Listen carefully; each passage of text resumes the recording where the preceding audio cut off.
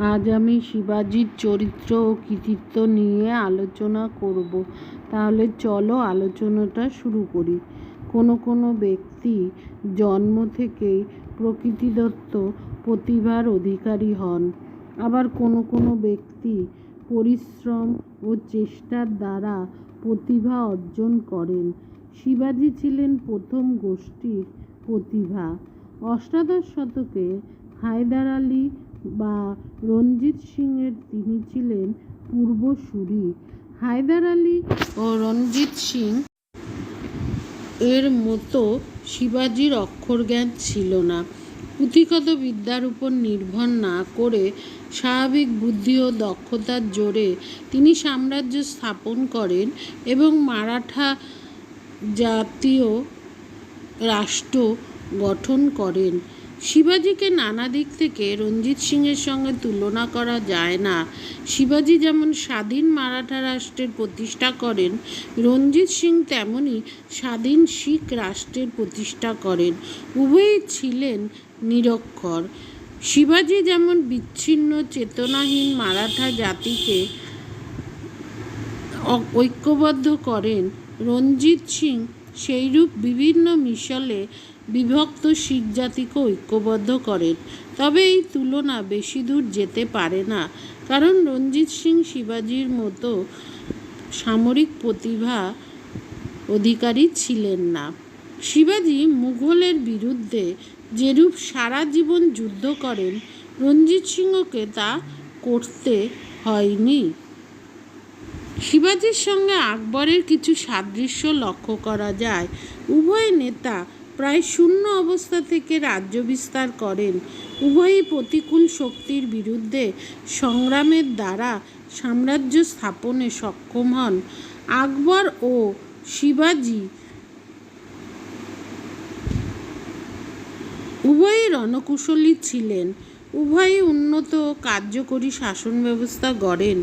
শিবাজির প্রতিপক্ষ ঔরঙ্গজেব পৈতৃক রাজ্য লাভ করে তা রক্ষা করতে ব্যর্থ হন। শিবাজি তার নিজ বুদ্ধিবলে ঔরঙ্গজেবকে পরাস্ত করে এক নবীন সাম্রাজ্য স্থাপন করেন। শিবাজির ব্যক্তিগত চরিত্রও উন্নত ছিল। যদিও তার একাধিক স্ত্রী ছিলেন, তথাপি সমকালীন যুগের পানদোষ ও নীতিহীনতা তাকে স্পর্শ করেনি। তিনি ছিলেন কঠোর পরিশ্রমী ও দুঃসাহসী। শায়েস্তা শিবিরে আক্রমণ এবং আগ্রায় বন্দিদশা থেকে পলায়ন তার দুঃসাহসের পরিচয় দেয়। শিবাজির বাস্তব জ্ঞান ছিল অসাধারণ। তিনি মনুষ্য চরিত্র তীক্ষ্ণভাবে বুঝতেন। তিনি তার মন্ত্রী ও সেনাপতি পদে অত্যন্ত যোগ্য লোকেদের বাছাই করেন। তিনি তার মাতাকে অত্যন্ত শ্রদ্ধা করতেন, কারণ তিনিই ছিলেন তার প্রেরণার উৎস। তার চরিত্রে উদারতার অভাব ছিল না। নিজ কর্মচারী ও সেনাপতিদের তিনি আপনজনের মতো দেখতেন। এই জন্য তিনি তার সেনাদের আন্তরিক আনুগত্য পান। শিবাজি গোড়া হিন্দু ও দেবী ভবানীর সেবক হলেও ধর্মান্ধ ছিলেন না। তিনি মুসলিমদের উপর কোনো অত্যাচার করেননি। খাফি খার মতে তিনি সেনাদের কড়া আদেশ দেন যে তারা যেন কোনো মসজিদ বা কোরআনের অসম্মান না করে। তার সেনাদলে বহু পাঠান কাজ করত। বিজেতা হিসাবে শিবাজি তার যোগ্যতার পরিচয় দিয়েছেন। তিনি সাধারণ মাওয়ালিদের সামরিক শিক্ষা দিয়ে দুর্ধর্ষ বাহিনীতে পরিণত করেন। তিনি বুঝতে পারেন যে শক্তিশালী সুশিক্ষিত বিশাল মোগল বাহিনীর সঙ্গে তার সম্মুখ যুদ্ধ জয়লাভের সম্ভাবনা কম। এজন্য তিনি গেরিলা যুদ্ধের কৌশল মারাঠা সেনাদের শিক্ষা দেন। তিনি অতর্কিত আক্রমণের উপরই বেশি জোর দেন। তাছাড়া মুঘল বাহিনী ভারী ও গতিহীন দেখে তিনি তার দ্রুতগামী হালকা মারাঠা অশ্বারোহীকে কাজে লাগিয়ে বিশেষ ফল পান। শিবাজির সাফল্যের মূলে ছিল গতি, অতর্কিত আক্রমণ ও শত্রু শিবিরের দুর্বল স্থান সম্পর্কে খবর সংগ্রহ। শিবাজি তার তীক্ষ্ণ বুদ্ধির দ্বারা সমগ্র অভিযান পরিচালনা করতেন। শিবাজি মহারাষ্ট্রের ভৌগোলিক অবস্থা ভালোভাবে বুঝতেন। এই দুর্গম পার্বত্য অঞ্চলে 240টি দুর্গকে তিনি আত্মরক্ষার বুর্জে পরিণত করেন। মুঘলদের পক্ষে এক একটি দুর্গ দখল করতে প্রচুর ক্ষয়ক্ষতি স্বীকার করতে হয়। তাছাড়া শিবাজি নৌবাহিনীর প্রয়োজনীয়তা বুঝতে পারেন। তিনি ইংরেজ, ডাচ ও পর্তুগিজদের উপস্থিতি এবং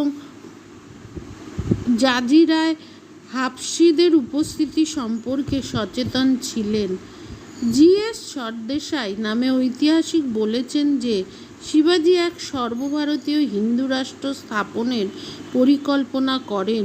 শুধুমাত্র মহারাষ্ট্র ও দাক্ষিণাত্যে শিবাজি তার আধিপত্য সীমাবদ্ধ রাখার ইচ্ছা করেননি। তার অভিলাষ ছিল ভারতীয় হিন্দুদের মুসলিম শাসন থেকে মুক্ত করা এবং তাদের ধর্মীয় স্বাধীনতার প্রতিষ্ঠা করা।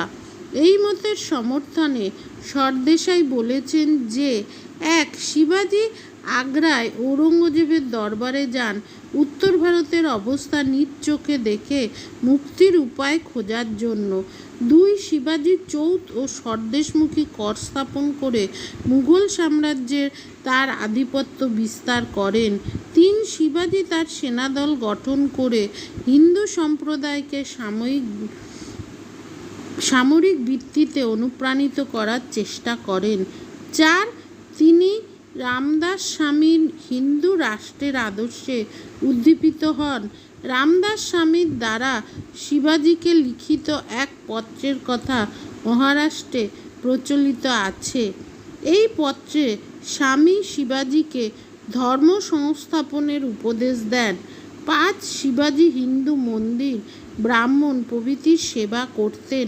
তার পতাকার পাশে রামদাস স্বামীর দেয়া গৈরিক পতাকা ভগবা ঝান্ডা উঠত। স্যার যদুনাথের মতে শিবাজি শেষ বয়সে সর্বদা স্বামীর উপদেশ ও পরামর্শ নিতেন। বহু ঐতিহাসিক সরদেশাইয়ের এই অভিমত স্বীকার করেন না। স্যার যদুনাথের মতে শিবাজি সারা জীবন তার রাজ্য রক্ষার জন্য যুদ্ধে এত ব্যস্ত ছিলেন যে কোনো রাজনৈতিক আদর্শ অনুসরণ করার মতো সময় তিনি পাননি। তার সারা জীবন আত্মরক্ষা ও প্রস্তুতির কাজে ব্যয় হয় এবং একটি সুপরিকল্পিত রাজনৈতিক লক্ষ্য অনুসরণ করার সুযোগ তিনি পাননি। শিবাজি উত্তর ভারতের হিন্দু রাজাদের সঙ্গে কোনো মিত্রতা চুক্তি স্থাপন করেননি। পরবর্তীকালে পেশোয়া প্রথম বাজিরাও যে হিন্দু পাদশাহীর আদর্শ প্রচার করেন, শিবাজি সেরূপ কোনো সর্বভারতীয় আদর্শ প্রচার করেননি।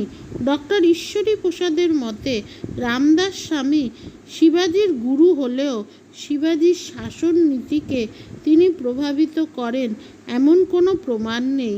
সুতরাং শিবাজি এক সর্বভারতীয় হিন্দু রাষ্ট্র গঠনের পরিকল্পনা করেন এমন কথা বলা যায় না। শিবাজি নিজ রাজ্যে হিন্দু ধর্মকেই প্রাধান্য দেন। মধ্যযুগে জাতীয়তাবাদের উদ্ভবে ধর্মের প্রাধান্য অস্বীকার করা যায় না। মারাঠা জাতিকে এক মনে ও এক প্রাণে বাঁধবার জন্য শিবাজি হিন্দু রাজ্যের পরিকল্পনা ব্যবহার করেন। মহারাষ্ট্রে ভক্তিধর্মের যে প্রবাহ তখনও বিদ্যমান ছিল তাকে শিবাজি অস্বীকার করতে পারেননি। স্যার জে.এন. সরকার বলেছেন যে একজন রাষ্ট্রনীতিবিদের কাজ হলো শুধুমাত্র উচ্চ লক্ষ্য প্রচার করা নয়, তা বাস্তবে রূপায়িত করা। শিবাজি শতদা বিভক্ত মারাঠা জাতিকে ঐক্যবদ্ধ করেন এবং তাকে জাতীয়ভাবে অনুপ্রাণিত করেন। এজন্য তাকে হিন্দু রাষ্ট্রের আদর্শ নিতে হয়, কিন্তু তার মূল লক্ষ্য ছিল মারাঠাদের জাতীয় রাষ্ট্র গঠন করা। মুঘলের ও বিজাপুরের বিরুদ্ধে মারাঠাকে যুদ্ধে অনুপ্রাণিত করার জন্য হিন্দু রাষ্ট্রের প্রচার ছিল উপায় মাত্র।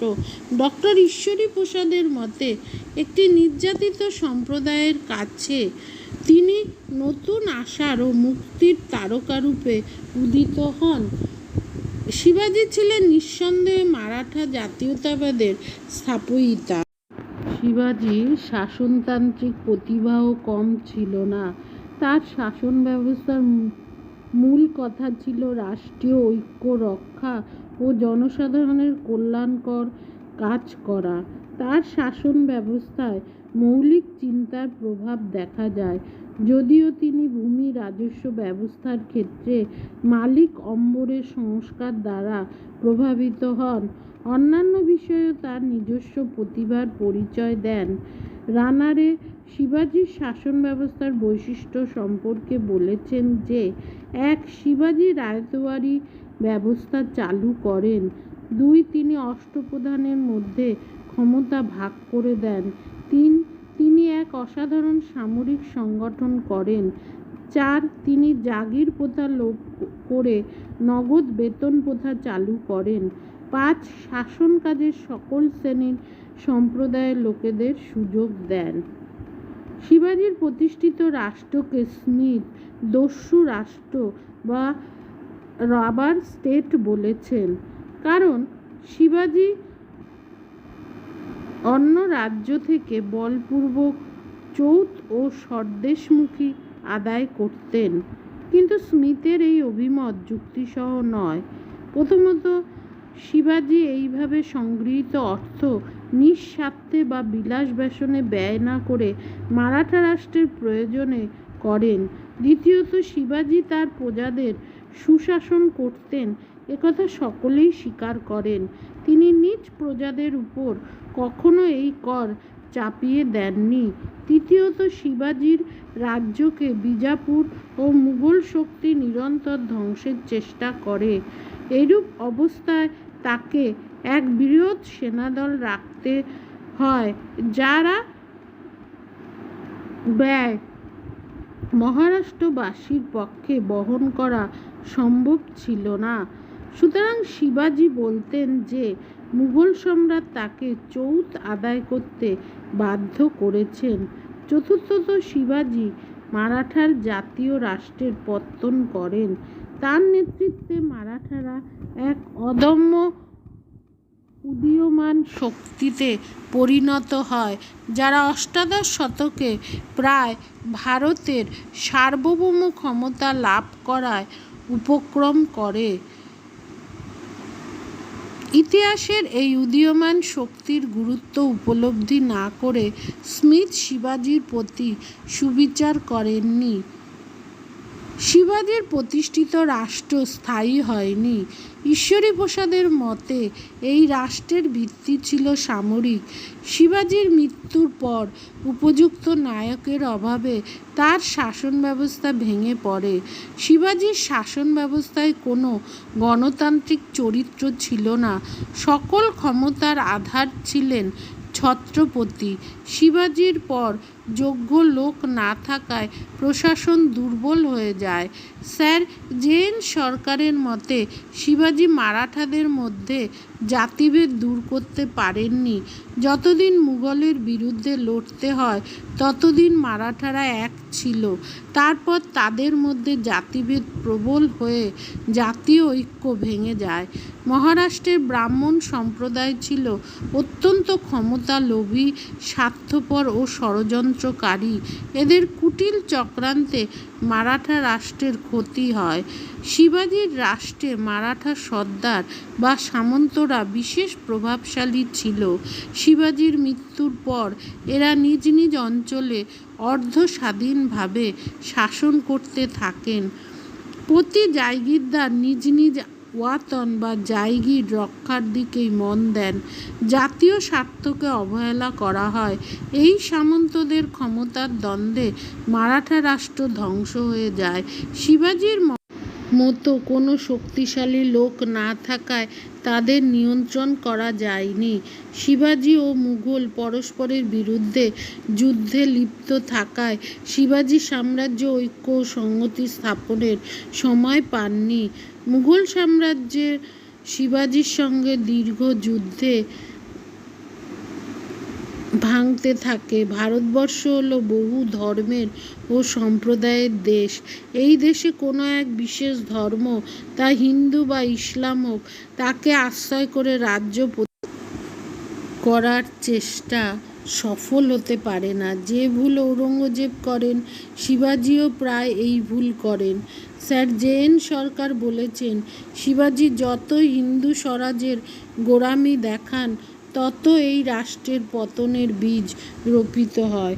সবশেষে বলা যেতে পারে যে শিবাজির উৎসাহ এবং প্রেরণাই মারাঠা জাতির প্রাণে নববল সঞ্চারিত হয় এবং অষ্টাদশ শতাব্দীতে মারাঠারা ভারতের সর্বশ্রেষ্ঠ শক্তিতে পরিণত হয়। তার প্রবর্তিত শাসনতন্ত্র ও সামরিক প্রণালী, তার গভীর রাজনৈতিক জ্ঞান ও অপূর্ব সংগঠন শক্তির পরিচায়ক। আজ আসি, দেখা হচ্ছে পরবর্তী ভিডিওতে।